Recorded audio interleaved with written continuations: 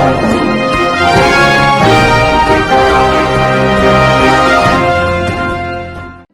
દર્શક મિત્રો, આપ જોઈ રહ્યા છો મુંબઈ તરંગ ન્યૂઝ. હું છું એન્કર અર્પિતા પટેલ. હવે જોઈએ અગત્યના સમાચાર. રાજકોટના રામનાથપરા કિન્નર સમાજના મઢમાં આવેલ કિન્નરોને અન્ય કિન્નર દ્વારા પજવણી કરતો કિસ્સો આવ્યો પ્રકાશમાં. નિકિતા દે નામના કિન્નર દ્વારા રામનાથપરા મઢના કિન્નરોને પજવણી કરવાના લગાવ્યા આક્ષેપો.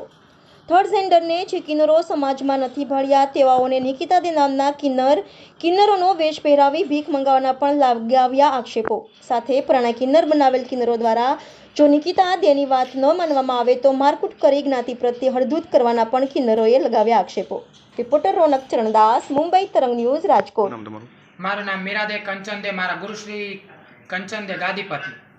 શું તમારો પ્રશ્ન છે? અમારો પ્રશ્ન એ છે કે અમને એક નિકિતા માસી કરીને અમારા રાજકોટની અંદર એક બાપના 3 દીકરા હોય, એમ 3 ઘર છે, બરોબર છે.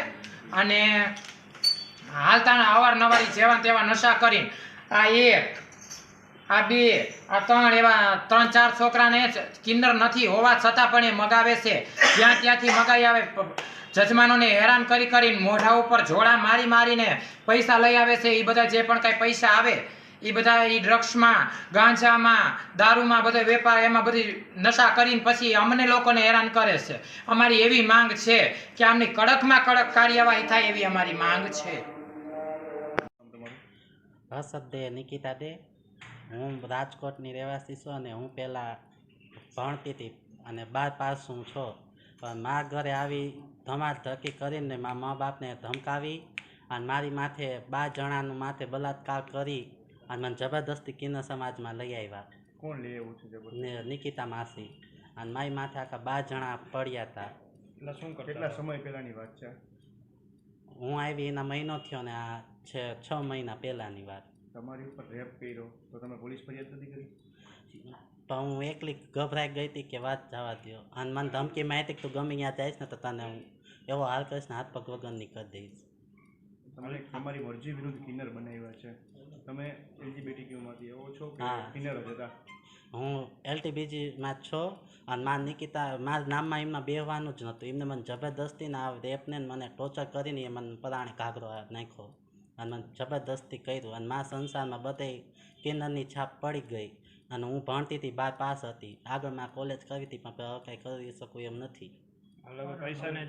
અને જેટલા પૈસા આવતા એમાંથી પોણો કાંઈ ઘરેથી કે 1 રૂપિયો મારા હાથમાં આવતો નહોતો. અને બધા પૈસા લઈ જતા હતા. શું કહીને તમે ધમકાવે છે હવે? અને એમ કે તમે મારા વિડીયો ઉતારેલા હતા કે આ બધા વિડીયો બધાને બતાવીશ ને કે હું તારા રેપનું ને બધું બધાને બદનામ કરીશ કે તું આવું કરસ ખરાબ. અને મને જેમ આવે ને ઢેઢની પોખડી માથે ને જય ભીમમાંથી કે તું ઢેઢ છો તો તારે ઓકાતમાં રહી જાય ને કે તાર થાય ને કરી દઈ છે. મેં પછી પોલીસ કેસનો ધમકી મારીને તો એ મને કહે કે હું પૈસા દઈને કે હું 1.5 લાખ રૂપિયા દઈને પોલીસવાળાને દબાવી દે છે કે તારું પછી શું થાય. અને ઢેઢથી અને મારા ઘરનાને બધાને બહુ દબાવ્યા. અને ઢેઢ સિવાય તો બોલાવતા જ નહોતા. ધર્મ વિશે અડધૂત કરવા એ બહુ ખરાબ વાત છે. કોઈ વ્યક્તિ એમને એક્સેપ્ટ ના કરે તો તમે હવે કાયદેસર પગલાં લેવા માગશો એમની ઉપર? હા, મારી પોખડીમાંથી એ કીધું છે કે હું કાયદેસર પગલાં લઈશ અને મારે તો કેસ કરવાની જ ગણતરી છે.